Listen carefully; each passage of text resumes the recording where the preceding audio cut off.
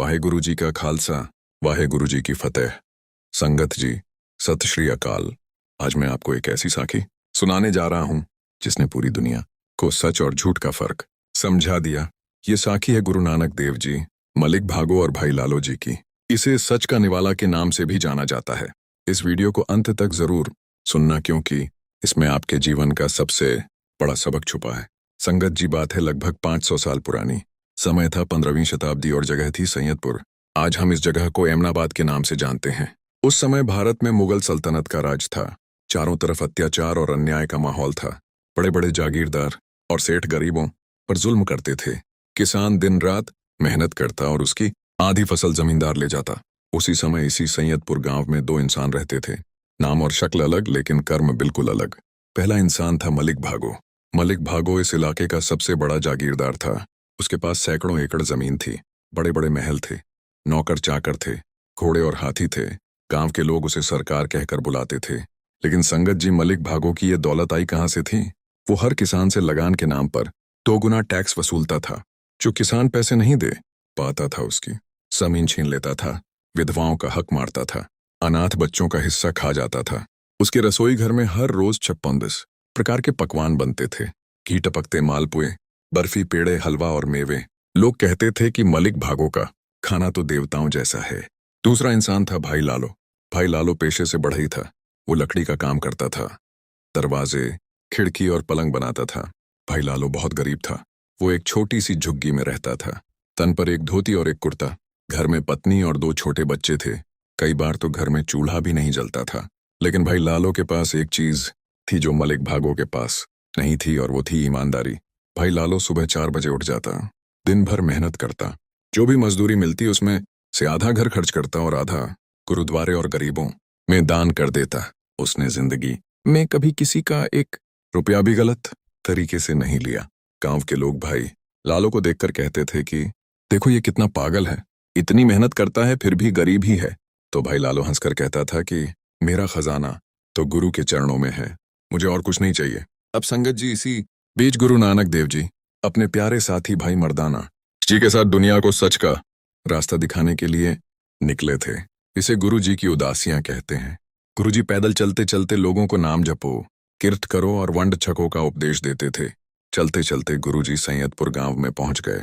जैसे ही गुरु जी के गांव में आने की खबर फैली तो सबसे पहले ये खबर मलिक भागो तक पहुंची। मलिक भागो रेशमी कपड़े पहनकर, गले में सोने की माला डालकर भागते हुए गुरुजी के पास आया और बहुत ही मीठी आवाज में बोला, गुरु महाराज, आप मेरे भाग्य से मेरे गांव में आए हैं। मैं बहुत खुश नसीब हूँ। कृपा करके आप मेरे महल में पधारें। मैं आपके लिए 56 भोग बनवाऊंगा। सोने की थाली में आपको भोजन करवाऊंगा। गुरु नानक देव जी ने मलिक भागो की बात सुनी और मंद मुस्कुराए। उन्होंने कुछ जवाब नहीं दिया। उधर ये खबर जब भाई लालो तक पहुंची तो भाई लालो उस समय लकड़ी चीर रहा था। गुरुजी का नाम सुनते ही उसके हाथ से कुल्हाड़ी छूट गई। उसकी आंखों में आंसू आ गए। वो सोचने लगा कि मैं तो बहुत गरीब आदमी हूं। मेरे घर में गुरुजी को खिलाने के लिए क्या है? मेरे पास तो सिर्फ बाजरे की रोटी और पानी है। लेकिन दिल में श्रद्धा इतनी थी कि वो अपना सारा काम छोड़कर भागा भागा गुरुजी के पास पहुंचा और कांपती हुई आवाज में हाथ जोड़कर बोला, मेरे सतगुरु, मेरी झुग्गी बहुत छोटी है, फर्श कच्चा है, लेकिन अगर आप आज्ञा दें तो मैं अपने हाथों से आपके लिए रोटी बना दूं। गुरु नानक देव जी ने भाई लालो का हाथ अपने हाथ में लिया और बहुत प्यार से कहा, लालो, तेरे घर की रोटी में सच की खुशबू आ रही है। मैं आज तेरे ही घर भोजन करूंगा। ये सुनते ही मलिक भागो का चेहरा गुस्से से लाल हो गया। उसे बहुत बुरा लगा। वो बोला, गुरुजी, आप एक मामूली बढ़ई के घर जाएंगे, मेरा इतना बड़ा अपमान करेंगे? मैं इस गांव का सबसे बड़ा आदमी हूं। तब गुरु नानक देव जी ने एक बहुत बड़ी बात कही। गुरुजी बोले, भागो, मैं पेट की भूख नहीं मिटाने आया हूं, मैं आत्मा की भूख मिटाने आया हूं, और आत्मा की भूख सिर्फ सच से ही मिटती है। ये कहकर गुरुजी भाई लालो के साथ उसकी झुग्गी की तरफ चल दिए। संगत जी, अब आगे सुनिए। भाई लालो की झुग्गी बहुत छोटी थी। जमीन पर कच्चा फर्श था, उसी पर एक बोरा बिछा था। भाई लालो ने दौड़कर जाकर अपनी पत्नी से कहा कि जल्दी से आटा गूंदो, गुरुजी आ रहे हैं। भाई लालो ने अपने हाथों से बाजरे की रोटी बनाई, साथ में थोड़ा सा सरसों का साग बनाया और एक लोटे में ठंडा पानी रखा। फिर वो गुरुजी के सामने हाथ जोड़कर बैठ गया। उधर मलिक भागो को ये बात बिल्कुल पसंद नहीं आई। उसने जिद करके अपने महल में बहुत बड़ी दावत रखी सोने और चांदी की थालियां मंगवाई, उसमें घी से भरे हुए मालपुए रखवाए, केसर वाली खीर बनवाई। 20 नौकर थाली लेकर खड़े हो गए। अब भोजन का समय आया। गुरु नानक देव जी भोजन करने के लिए उठे। वो पहले मलिक भागो के पास गए, फिर भाई लालो के पास गए। गुरुजी ने दोनों के हाथ से भोजन लिया। एक हाथ में उन्होंने मलिक भागो का घी वाला मालपुआ लिया और दूसरे हाथ में भाई लालो की रूखी सूखी रोटी ली। सारी संगत सांस रोककर ये देख रही थी कि अब गुरुजी क्या करेंगे। गुरु नानक देव जी ने दोनों चीजों को अपने हाथों में लिया और धीरे धीरे निचोड़ना शुरू किया। पहले उन्होंने मलिक भागो के मालपुए को निचोड़ा और संगत जी जैसे ही मालपुए को निचोड़ा तो उसमें से बूंद बूंद करके लाल लाल खून टपकने लगा। खून जमीन पर बहने लगा। ये देखकर सब लोग चीख पड़े। फिर गुरुजी ने भाई लालो की सूखी रोटी को निचोड़ा और चमत्कार हो गया संगत जी। उस रूखी रोटी में से सफेद सफेद दूध की धारा बह निकली। पूरी झुग्गी में दूध और रोटी की खुशबू फैल गई। ये चमत्कार देखकर मलिक भागो के पैरों तले जमीन खिसक गई। वो घुटनों के बल जमीन पर गिर पड़ा और रोते हुए बोला, गुरुजी ये क्या चमत्कार है, ऐसा क्यों हुआ? तब गुरु नानक देव जी बहुत गंभीर हो गए।